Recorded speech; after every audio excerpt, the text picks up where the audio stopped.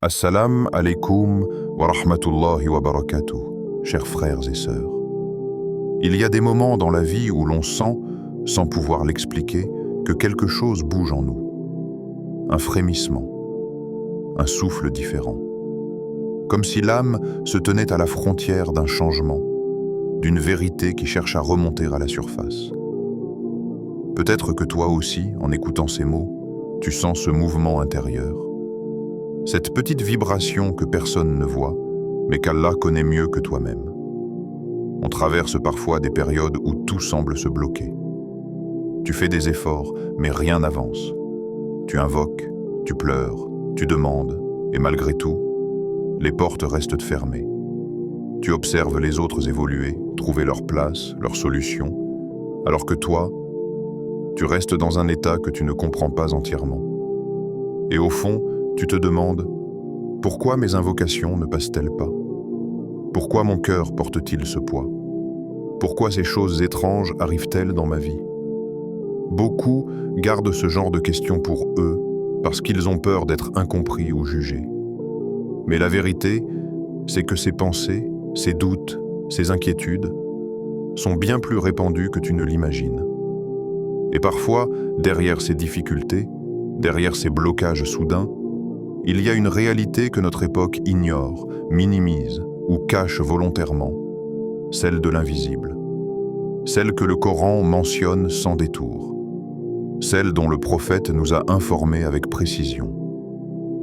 Avant d'aller plus loin, laisse-moi te dire quelque chose. Reste jusqu'à la fin.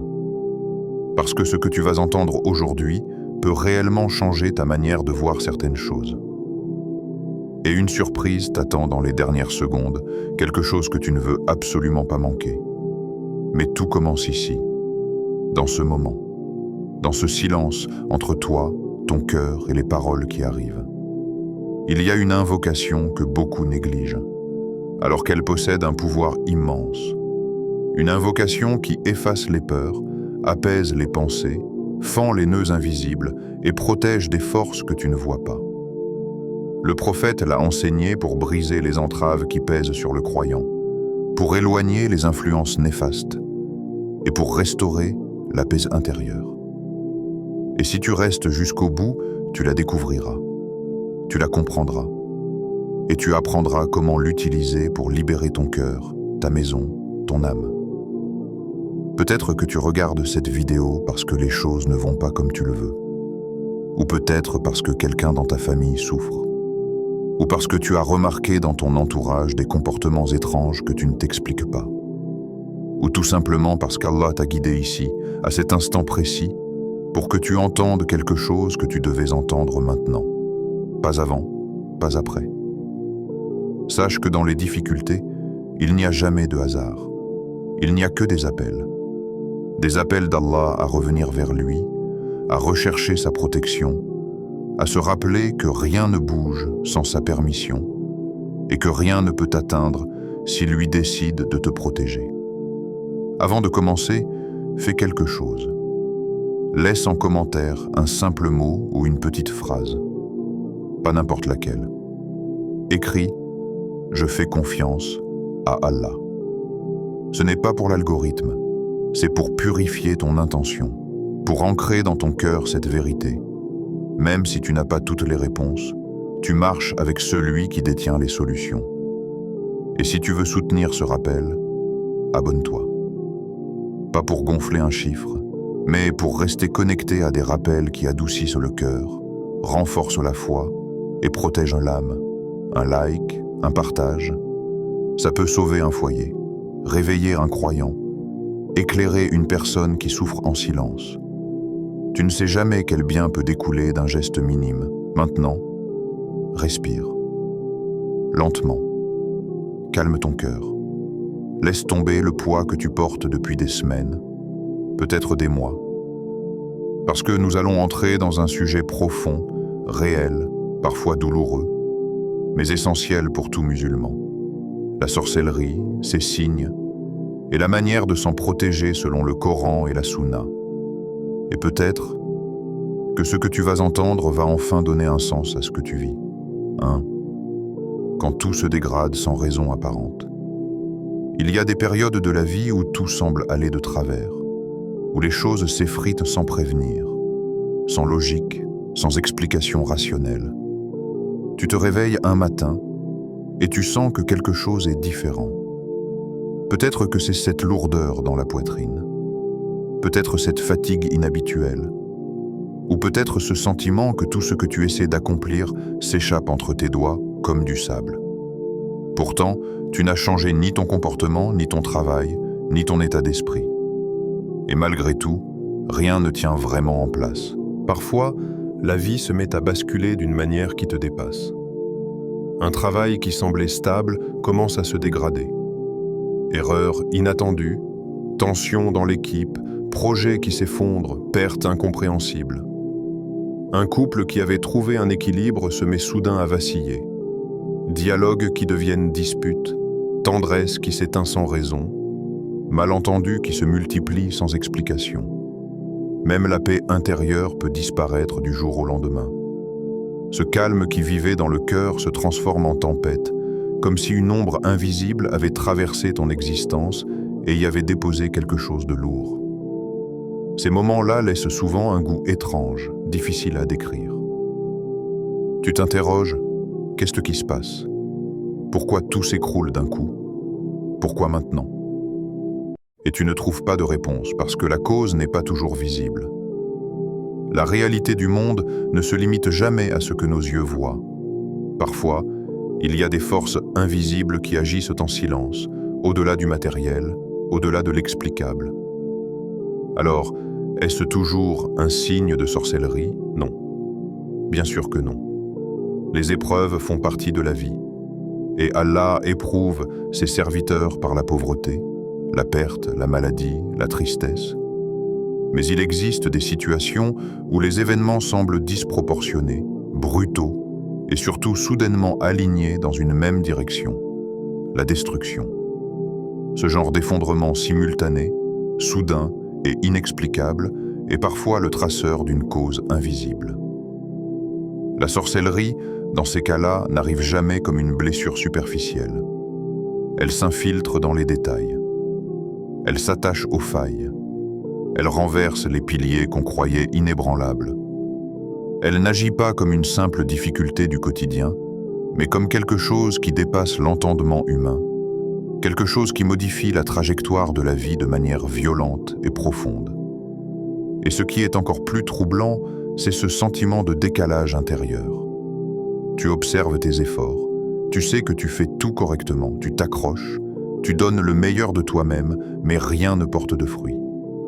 Comme si quelque chose empêchait ton âme d'aller jusqu'au bout, comme si une barrière invisible t'enserrait dès que tu avances, comme si les chemins se fermaient au moment exact où tu t'apprêtes à les franchir.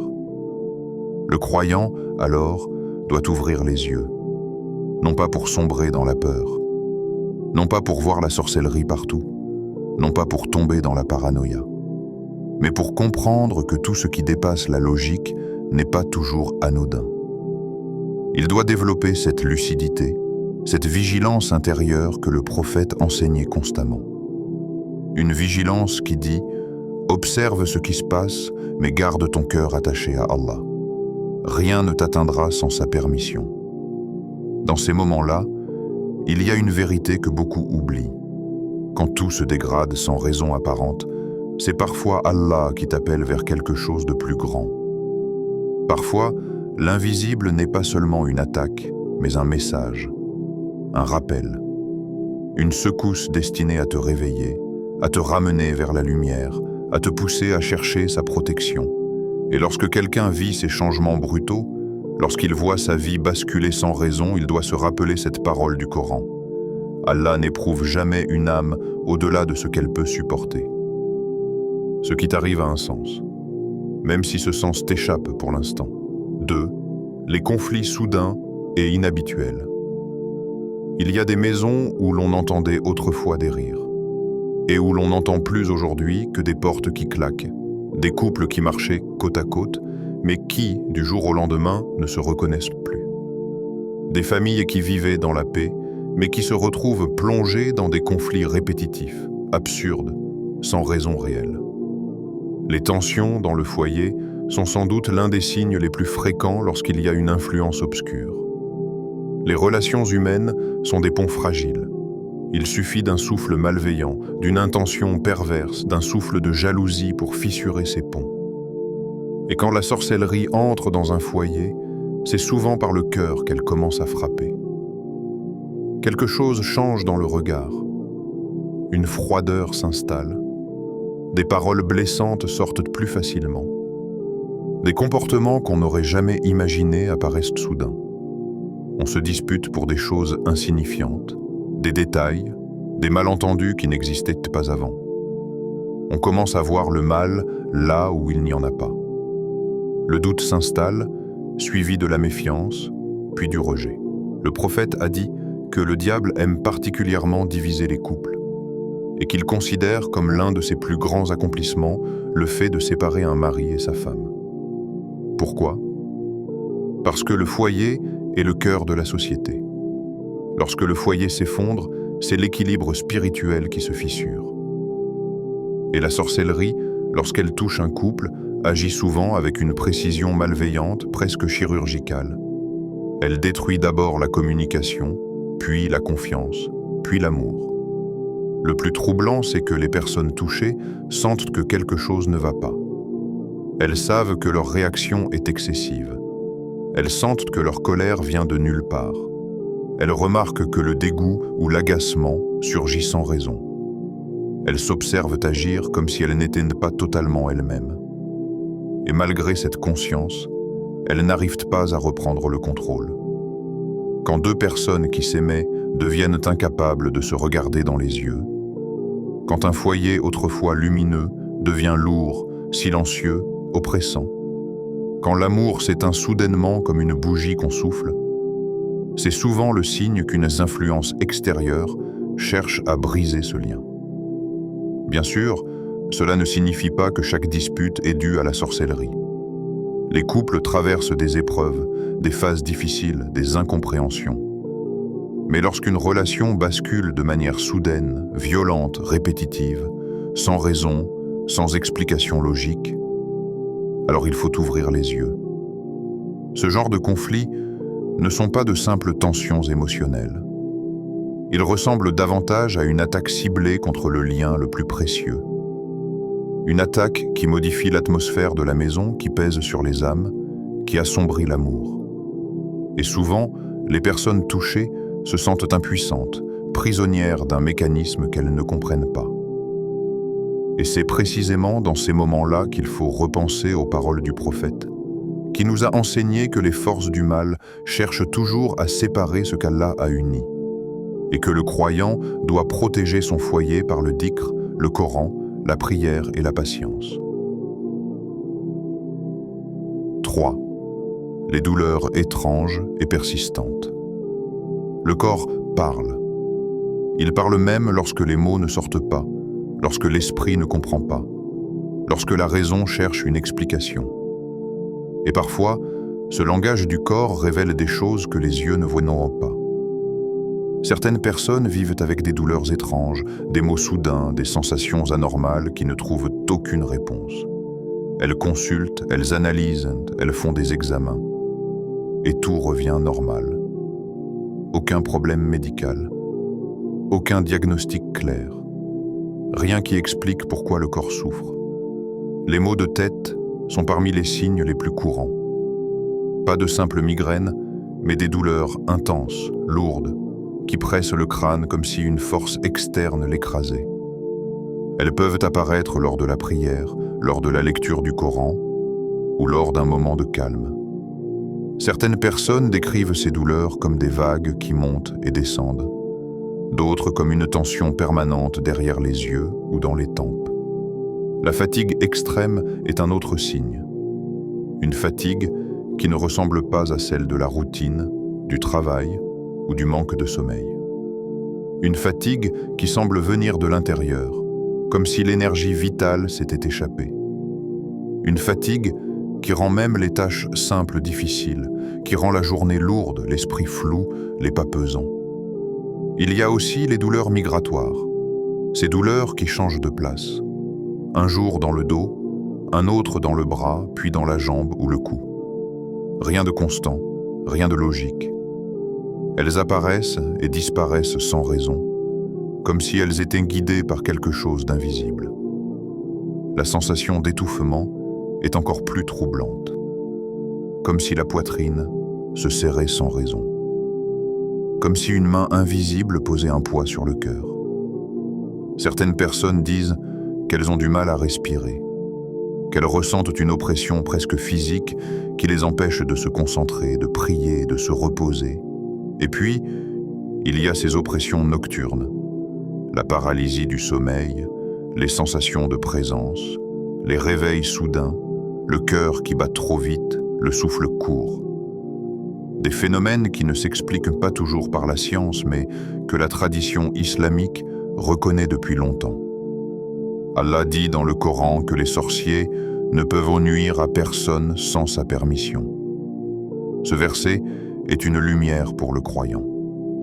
Il rappelle que même lorsque le corps souffre, même lorsque l'invisible frappe, Allah contrôle tout.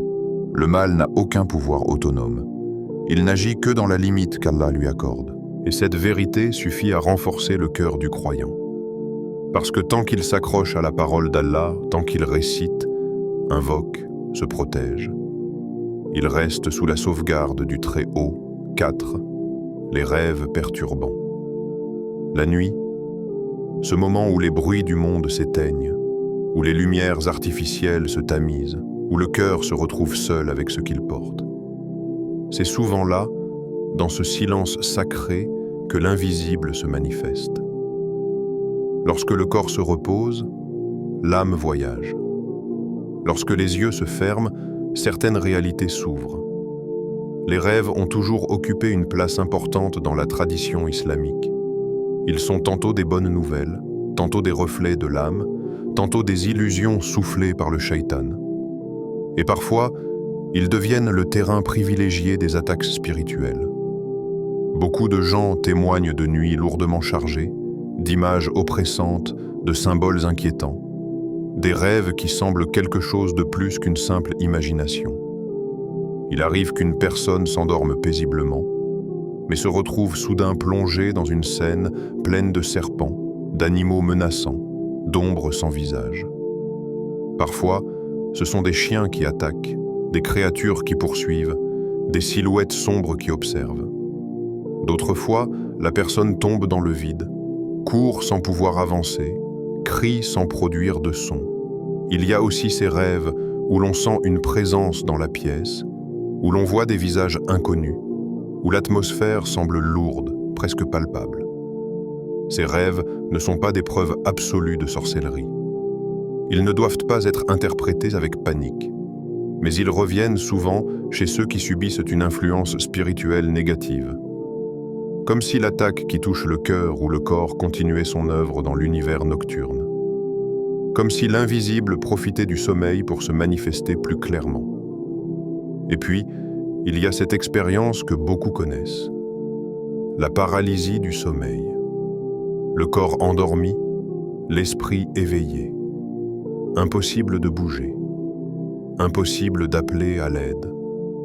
Et cette sensation oppressante, pas une simple impression, mais une présence réelle, assise sur la poitrine, proche du visage, observant. Ce phénomène, que la science tente d'expliquer par des termes neurologiques, est aussi reconnu depuis longtemps dans la tradition islamique comme une fenêtre que le shaitan tente de traverser. Il faut pourtant garder l'équilibre. Tout rêve étrange n'est pas une attaque. Toute frayeur nocturne n'est pas une preuve. L'âme est complexe, le subconscient profond. Mais lorsque ces rêves deviennent répétitifs, lorsqu'ils se multiplient, lorsqu'ils se ressemblent comme s'ils étaient orchestrés, il est légitime de s'interroger. La tradition prophétique nous offre une réponse douce mais puissante. Le prophète a enseigné une manière précise de réagir lorsqu'un mauvais rêve survient. Recracher légèrement 3 fois sur la gauche, demander protection à Allah contre le mal aperçu, et surtout, ne pas raconter ce rêve à quiconque. Car souvent, le récit renforce ce que Shaitan voulait provoquer. peur, confusion, agitation. Les rêves perturbants ne sont donc pas seulement des images floues. Ils sont parfois le reflet d'un combat intérieur, d'une fragilité spirituelle ou d'une attaque plus profonde. Et celui qui en souffre doit se rappeler que le sommeil est un monde où l'on reste sous la protection d'Allah. Rien ne peut approcher tant que le cœur reste connecté à lui. 5. Le rejet du Coran. Il existe un signe plus lourd, plus préoccupant, plus révélateur que tous les autres. Un signe qui n'a rien d'ordinaire, rien d'ambigu, rien de subtil. C'est le moment où le Coran, la lumière d'Allah, devient insupportable pour celui qui est touché par une influence malveillante. Imagine une personne qui aimait lire le Coran, une personne qui trouvait du réconfort dans la récitation, qui ressentait la douceur des versets, qui pleurait parfois en entendant certaines sourates. Et soudain, cette même personne ressent un malaise en entendant la parole d'Allah. Pas de la paresse, pas de la fatigue, mais un rejet intérieur, presque instinctif. Certains décrivent une boule dans la gorge, d'autres une agitation dans le corps. Certains sentent leur cœur s'accélérer, comme s'ils voulaient s'échapper. D'autres ont l'impression que leur langue se bloque, qu'ils n'arrivent plus à articuler les mots. Il y en a même qui ressentent un dégoût inexplicable à la simple idée d'ouvrir le mushaf. C'est un signe particulièrement fort, parce que le Coran est par essence lumière. Et la lumière, lorsqu'elle frappe une obscurité profonde, la fait réagir violemment. Pendant une ruqya, ce phénomène devient encore plus flagrant. Il y a des personnes qui tremblent, qui se contractent, qui se mettent à pleurer sans raison, d'autres qui se sentent étourdis, épuisés, oppressés. Certains ne supportent même pas que la sourate Al-Baqarah soit mise en fond sonore. Ce ne sont pas des réactions spirituelles. Le rejet du Coran n'est pas le rejet d'un livre. C'est le rejet d'une lumière. Et la lumière met à nu ce qui était caché dans les profondeurs de l'âme. Ce qui est frappant, c'est la manière dont ces personnes décrivent leur état intérieur. Elles disent qu'elles veulent lire, mais ne peuvent pas. Qu'elles savent qu'elles doivent prier, mais que quelque chose en elles fuit la prière. Qu'elles essayent de faire du dhikr, mais que leurs pensées se dispersent comme si une force les éloignait. Et pourtant, le cœur du croyant, même touché par le mal, garde une étincelle. Une petite étincelle de lumière que rien ne peut éteindre. Et cette étincelle, même lorsqu'elle semble faible, finit toujours par reprendre le dessus dès que le Coran est récité régulièrement, même en petite dose, même à faible voix, même lorsqu'on a l'impression que cela ne sert à rien. La lumière finit toujours par éteindre l'obscurité. Toujours. Les protections enseignées par le prophète. Allah n'a jamais laissé ses serviteurs sans protection. Jamais. Pour chaque mal, il a donné un remède. Pour chaque obscurité, il a offert une lumière. Et les enseignements du prophète sont comme une forteresse solide, invisible mais indestructible, autour de celui qui les utilise. Voici les protections authentiques, simples, accessibles à tous, mais d'une puissance inimaginable. 1. La lecture quotidienne d'Ayat al-Kursi, ce verset est comme un bouclier spirituel. Celui qui le récite le matin est protégé jusqu'au soir. Celui qui le récite le soir est protégé jusqu'au matin. Il n'y a pas de conditions compliquées. Une seule récitation, avec attention, avec foi, suffit. C'est comme si une garde céleste se tenait autour de toi, empêchant le mal d'approcher. 2. Les sourates Al-Baqarah, Al-Falaq et An-Nas. Al-Baqarah est connu pour faire fuir Shaitan. Ce n'est pas un mythe, ni une exagération, mais une réalité rapportée clairement. Les 2 dernières sourates du Coran, quant à elles, sont des armes directes contre la sorcellerie, contre la jalousie, contre les souffles du mal. Elles agissent comme une lumière brûlante contre tout ce qui est sombre. Les réciter matin et soir, les réciter avant de dormir, ou même les lire dans la maison changent réellement l'atmosphère spirituelle. 3. Le dhikr du matin et du soir. Le dhikr n'est pas seulement une parole, c'est une armure. Le croyant qui prononce les invocations du matin se lève avec un bouclier. Celui qui les dit le soir s'endort sous la protection d'Allah. Ce sont des phrases simples, mais elles repoussent des forces que nos yeux ne voient pas. Pas de magie, pas de rituels étranges, juste la parole d'Allah et les paroles de son prophète. 4. Le ruqya légiféré. La ruqya n'est pas un spectacle. Ce n'est pas un rituel folklorique.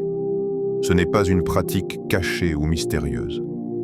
La ruqya, c'est le Coran récité sur soi-même, avec souffle léger, avec sincérité, avec confiance en Allah. N'importe quel croyant peut pratiquer la ruqya sur lui-même. Les sourates protectrices, ayat al-Kursi, et les invocations authentiques suffisaient. 5. S'éloigner des péchés. Il ne peut pas y avoir de lumière dans un cœur rempli d'obscurité. Le péché ouvre des portes. La repentance les referme. Celui qui veut se protéger doit d'abord purifier son intérieur. Même un petit péché répété devient une fissure où le mal peut passer. Mais une petite repentance sincère devient un mur que rien ne peut franchir. Ce que le croyant doit toujours se rappeler. Il y a des vérités que le croyant connaît, mais qu'il oublie lorsque les épreuves s'abattent sur lui. Parce que la douleur fait trembler le cœur, parce que l'invisible trouble l'esprit, parce que ce que l'on ne comprend pas crée parfois plus de peur que ce que l'on voit réellement. Et pourtant, il suffit de fermer les yeux un instant pour sentir que derrière chaque frisson, chaque doute, chaque trouble, Allah est là. La sorcellerie existe, oui. C'est une réalité reconnue dans le Coran et la Sunna. Mais elle n'est jamais, jamais plus grande que celui qui a créé les mondes. Et parfois, le croyant, submergé par ce qu'il traverse, finit par accorder à son mal plus de place qu'il ne le mérite. Alors qu'en vérité, la faiblesse n'est pas en lui. Elle est dans ce qui le touche, car tout ce qui n'est pas Allah est faible. Le croyant doit se rappeler que rien, absolument rien, ne se produit sans la permission d'Allah. Pas une feuille ne tombe, pas un souffle ne s'éteint, pas une douleur ne s'installe, pas un complot ne s'active, sans que le Seigneur des mondes ne l'autorise. Parfois, tu crois que quelqu'un t'a fait du tort, qu'une jalousie t'a touché, qu'un mal invisible t'a atteint, mais derrière ce que tu vois, il y a un décret. Un décret qui peut être une purification, un retour forcé vers Allah, un moyen pour t'élever, une manière de te libérer de ce dont tu ne savais même pas que tu étais prisonnier. La sorcellerie n'est pas un pouvoir absolu, ce n'est pas une force indépendante, ce n'est pas une énergie incontrôlable, c'est une simple tentative, une tentative minuscule, face à la volonté d'Allah. Le Coran dit clairement « Ils ne nuiront à personne sans la permission d'Allah ». Ce verset est une cure, une forteresse, une lumière qui dissipe toutes les illusions de peur. Il rappelle que tu n'es pas seul, que tu n'es pas abandonné, que tu n'es pas vulnérable comme tu le crois. Tu es entouré, observé, protégé, aimé par celui qui entend chaque supplication, même silencieuse, par celui qui connaît l'injustice avant même qu'elle ne soit commise, par celui qui voit les pièges qu'on t'a tendus avant que tu ne les remarques. Rappelle-toi, même lorsque tu te sens brisé, il y a un ange qui écrit ta patience. Même lorsque tu pleures seul, il y a un Seigneur qui entend tes larmes. Même lorsque tu trembles, il y a une lumière au-dessus de toi qui ne s'éteint jamais. La sorcellerie peut troubler, mais elle ne peut pas détruire quelqu'un qui revient vers Allah. Elle peut perturber, mais elle ne peut pas fermer les portes qu'Allah a ouvertes pour toi. Elle peut toucher le corps, mais elle ne peut rien contre une âme protégée par le dhikr, le Coran et la sincérité. Et sais-tu ce qui dérange le plus ceux qui cherchent ton mal? C'est de te voir entre les mains d'Allah. C'est de te voir renforcé par ton épreuve. C'est de te voir grandir alors qu'ils espéraient te voir tomber. Parfois, ce que tu crois être un mal n'est en réalité qu'un réveil, un rappel, un retour, une purification, un cadeau déguisé, parce qu'Allah veut te laver, te ramener, te protéger de quelque chose de bien pire, ou t'ouvrir une porte que tu n'aurais jamais franchie autrement. Le croyant doit se souvenir d'une chose: rien ne peut vaincre quelqu'un qui s'accroche sincèrement à Allah. Pas un sorcier, pas un djinn, pas un envieux, pas un complot, pas une magie. Tu n'as besoin que d'une chose: te tenir près de ton Seigneur. Et celui qui se tient près d'Allah est déjà en sécurité. Invocation finale. Ô Allah, toi qui entends ce que nos langues n'osent même pas prononcer, toi qui sais ce qui pèse dans nos cœurs, protège-nous de toute forme de sorcellerie, de tout mal visible et invisible, de toute jalousie, de toute mauvaise intention, de tout œil envieux. Ô Allah, purifie nos foyers de ce que nous ne voyons pas, purifie nos corps de ce qui nous trouble, purifie nos cœurs de ce qui nous éloigne de toi. Ô Seigneur des mondes, étends ta lumière dans nos vies, écarte les ténèbres, les illusions, les pièges du shaitan. Place autour de nous une protection qu'aucun complot ne peut traverser. Accorde-nous une foi solide, un cœur apaisé, une langue qui se souvient de toi, une vie qui te plaît, une mort en pleine soumission et une résurrection parmi les gens de la lumière.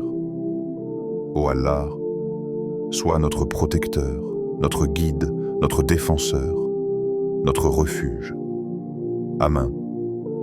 La sorcellerie existe, mais elle n'est qu'une ombre qui disparaît dès qu'une seule lumière divine se lève. Ne laisse jamais la peur habiter un endroit que la foi pourrait remplir. Ne laisse jamais un mal humain concurrencer la protection d'Allah. Ne laisse jamais l'invisible t'impressionner plus que le créateur de l'invisible. Tu es plus fort que ce que tu traverses, parce que ton Seigneur est plus grand que ce qui te touche. Avance avec confiance, avance avec dhikr, avance avec prudence, et surtout, avance avec Allah. Si ce rappel a touché ton cœur, alors fais un geste simple, mais précieux. Laisse un like pour soutenir cette œuvre. Écris ton ressenti en commentaire. Même un mot, abonne-toi pour recevoir chaque semaine un rappel qui apaise l'âme. Partage cette vidéo avec une personne qui traverse peut-être cela en silence. Tu ne sais pas. Peut-être que ton partage sera une cause de protection pour quelqu'un. Qu'Allah illumine ton cœur, ta maison et ton chemin. Amen.